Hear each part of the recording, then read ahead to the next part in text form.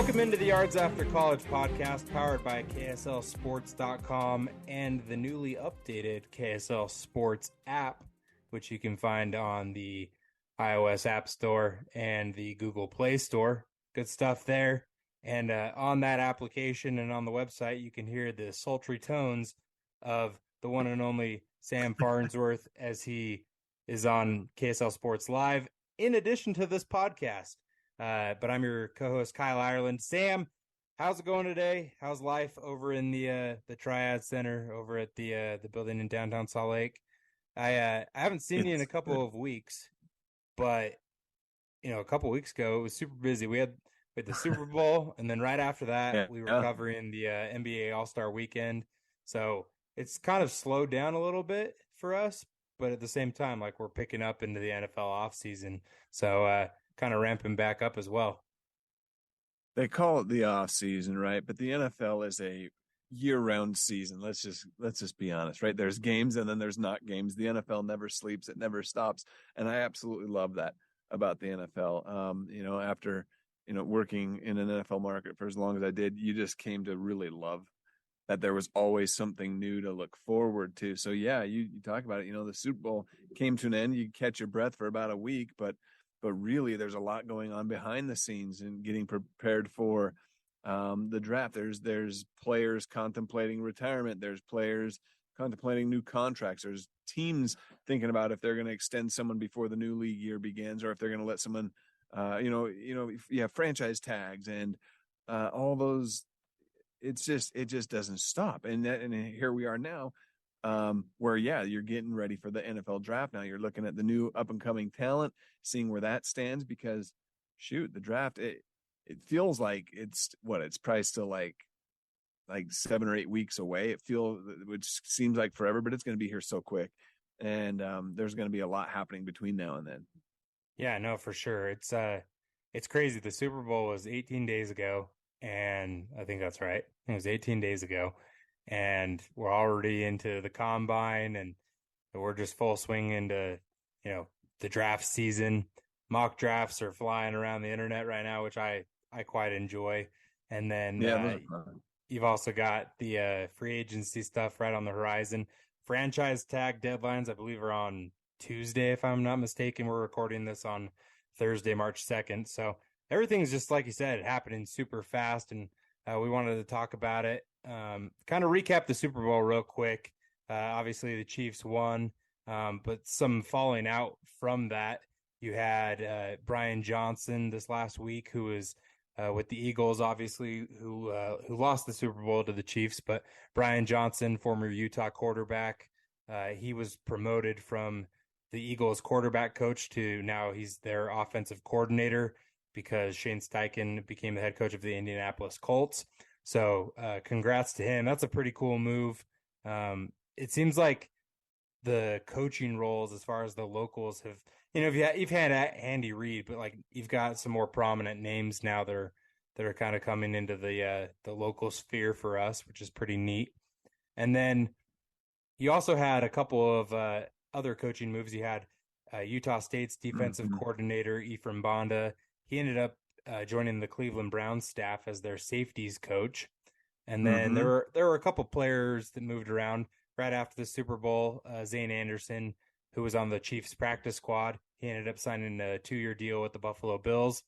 And then Kairos Tonga, another former BYU player, he's with the Minnesota Vikings.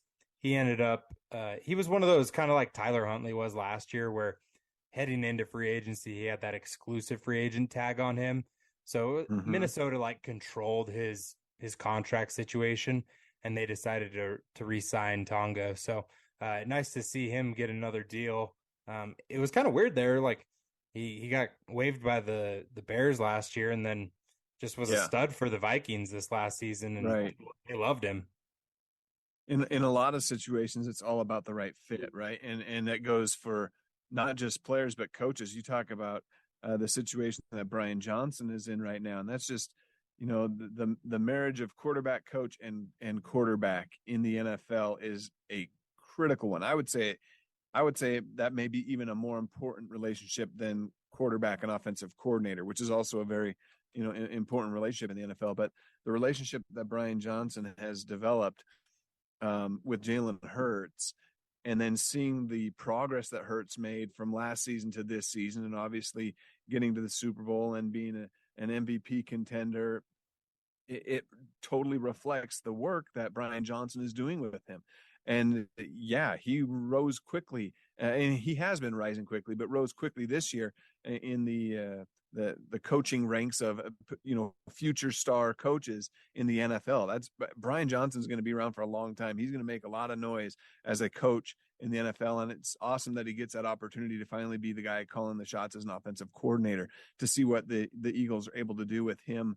On the headset or up in the booth, I guess, is probably where he'll be spending a lot of his time now, calling plays. But and then you talk about the players with the right fits, right? Zane Anderson found a good fit for him, and now he's got a 2-year deal. Kairos Tonga found a good fit for him. Where obviously with the Bears, you thought that would work out, and it just didn't. But he was a stud, gap stop guy for the Minnesota Vikings this year, and they loved it, and so he's getting those opportunities. So it's always about the right opportunity, and proving that, taking advantage of those opportunities in the NFL. And that's what we're seeing with a lot of these locals in this offseason so far. Speaking of bad fits, and probably just a bad circumstance overall, because coming off of last year's Super Bowl, you thought, hey, the Rams, they're reloading, they're like ready to run this thing back, and Bobby Wagner obviously moves on from the Seahawks and decides to come back home to California, where he's from, go signs with the Rams, and the Rams were bad last year. And obviously a lot of that had to do with injury, right? Bobby wasn't bad though. Bobby wasn't bad at all. He was a great player. No. Just a beast again. I mean, when you continue to make all pro teams, like, you're pretty good. Right. So Bobby had a great season, but statistically, it was right up there with some of the best seasons of his career too. Sure. Right. And so, and the fact that he's still an all pro, the guy is unquestionably going to be in the Hall of Fame someday. But the fact that he had the season that he had last year, the Rams letting him go is clearly a money-saving decision for the franchise. That sure. they're looking at their roster now as like, okay, we've got to find ways to get competitive again. We were just in the Super Bowl a couple seasons ago. What do we need to do to right the ship and get back into that situation again? Well, they're going to have to revamp certain things, and that takes money to do. And so where can we save money quick? Bobby Wagner is one of those situations. He had a big contract, and I guess they feel like they can replace him easier than maybe some of the other guys on the team. So here's the thing. He's free now, but he won't be for long, right? Bobby Wagner is going to be highly sought after because he can still bring it. He's a great on-field leader. Every coach that's ever been around Bobby Wagner, every teammate that's ever been around him will tell you that, how great of an on-field leader he is. And that's invaluable, to have a coach on the field that can make sure guys are in the right positions, that can keep morale up and things like that. That's Bobby Wagner. And so, I don't know what the list of teams out there that are looking for a defensive leader in the middle of the field are, but they're all going to be calling his agent's phones, if they haven't already been, pretty soon. I'm interested to see if he ends up kind of doing the Von Miller thing, where I kind of expected Von Miller to, take like shorter deals. I mean, I guess his deal kind of has some like weird caveats to it, but like the fact that like Buffalo went out and paid like a buttload of money for him, and he also got the years with it, right? Like, I mean, I'm interested to see if like Bobby's going to start doing, because he is, in his early 30s, he's kind of going to come down towards where he's slowing down in his career. Is it going to be where he's going to just try and chase rings now, or is he looking to get one last payday? I'm interested to see, because like he's probably the premier free agent for the local guys. And it'll be fascinating to see, because free agency, like I said earlier, kicks off here in, a week or two. So, I've got a tracker up on the website on kslsports.com. I've put it out already, but I'll continue to, put it out on social over the next few weeks as we get moving along with these things. But there's, I want to say, like 15 guys that are free agents or free agents to be. So it's going to be quite a bit of movement as far as the guys that are currently in the NFL. But Sam, I wanted to get you on today to talk about the NFL Combine, where we're going to have an influx of guys coming in from the local colleges and high schools, or guys that were high school players in the state of Utah, that is.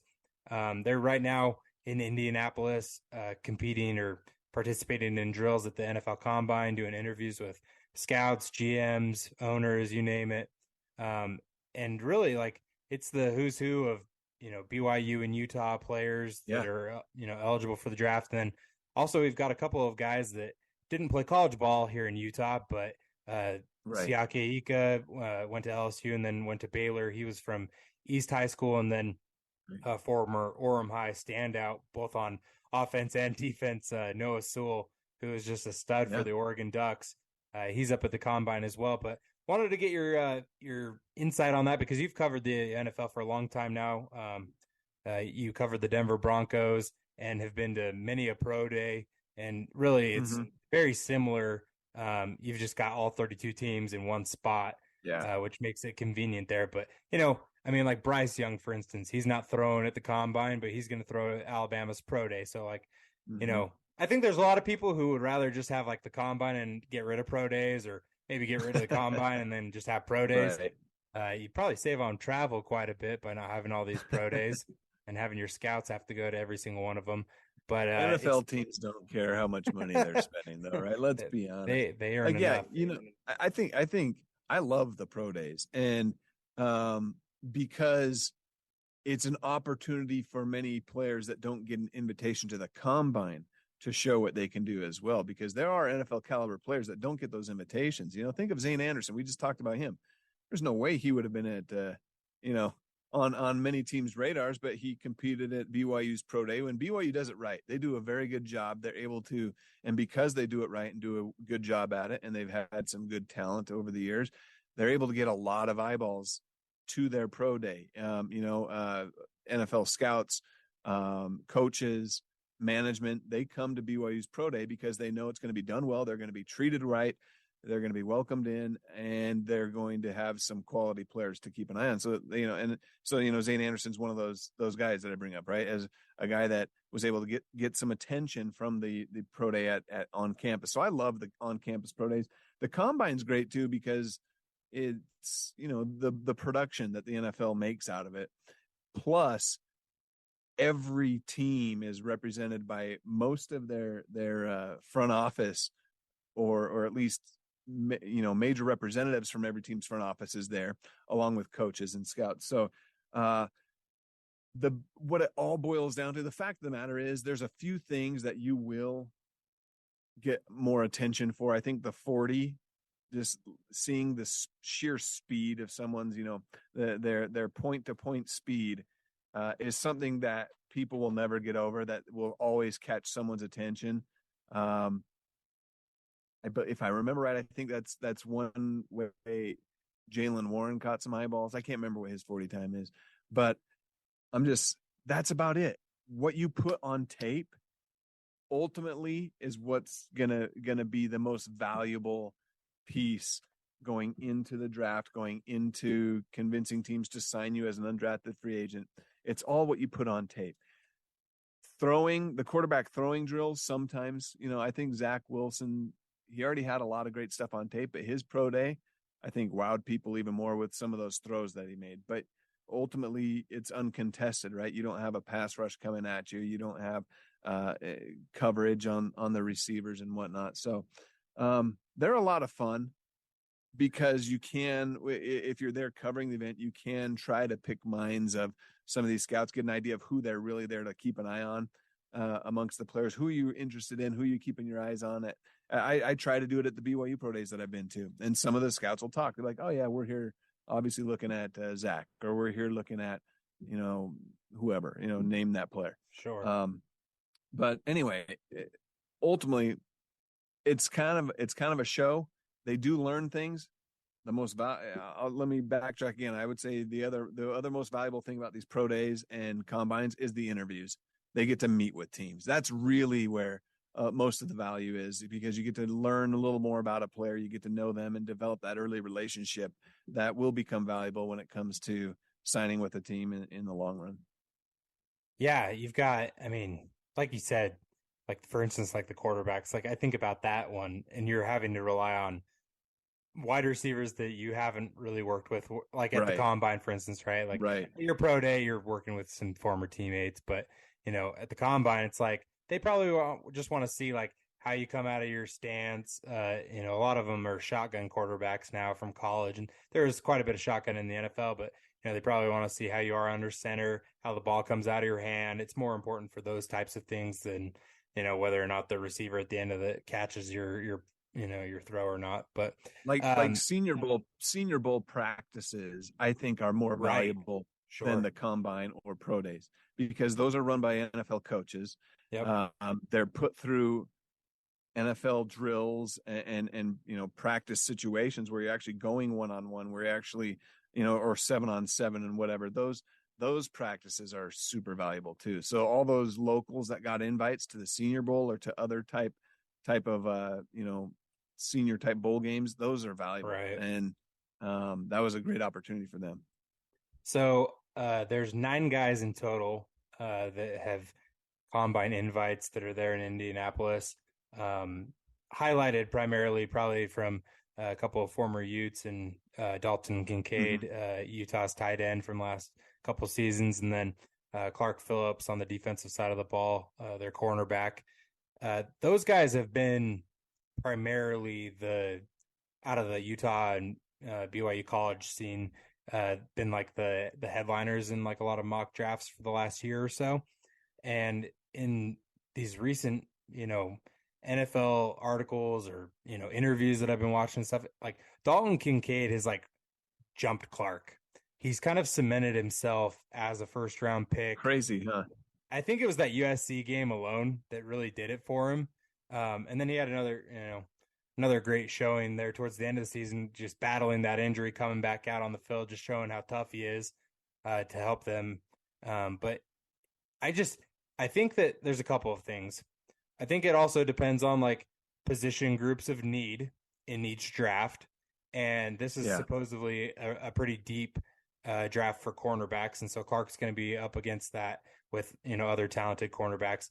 But then you've seen how important a lot of these tight ends, like I mean Travis Kelce, like everybody wants Travis Kelce, or Yep. everybody wanted a Gronk, and Dalton Kincaid going out and having like 16 catches or whatever, and just mossing dudes against USC, who, albeit didn't have an amazing defense, but like to put on a performance like he did, where you knew the ball was coming to him and you still couldn't stop him, like that has really helped him out, I think, in his draft stock. But Dalton's not going to be participating at the combine because he's coming off that injury that he had Right. at the end of the season there. But could you just kind of speak, Sam, about what you Yeah. think of those two guys in particular, Yeah, and for sure. maybe what you expect to see out of some of these other guys as we come, through Mm-hmm. this weekend here in the 40 times and throwing Right. drills for Jaron Hall and those things. Yeah, like the rise that Dalton Kincaid has made from the beginning of last season to this point has just been, remarkable. And he deserves all the attention he's getting. So going into this last season, I kind of felt, there was a lot of hype behind Brant Keithy, the other great tight end for the University of Utah.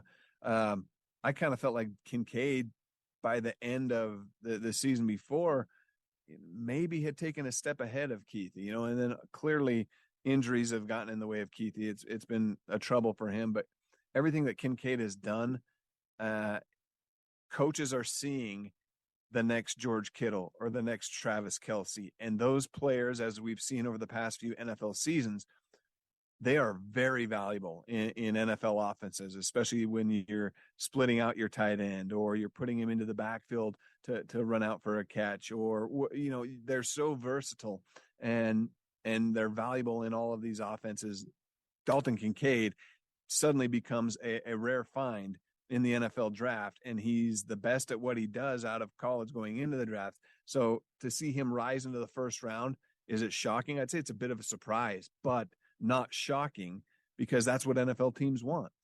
Clark Phillips is still a first round talent, in my opinion. I was listening to a scout this last week say that really there's no such thing as 32 first round grades every year. There's less than that, he thinks. So I still believe Clark Phillips is a first round type talent, but he may not be taken in the first round because of what you said.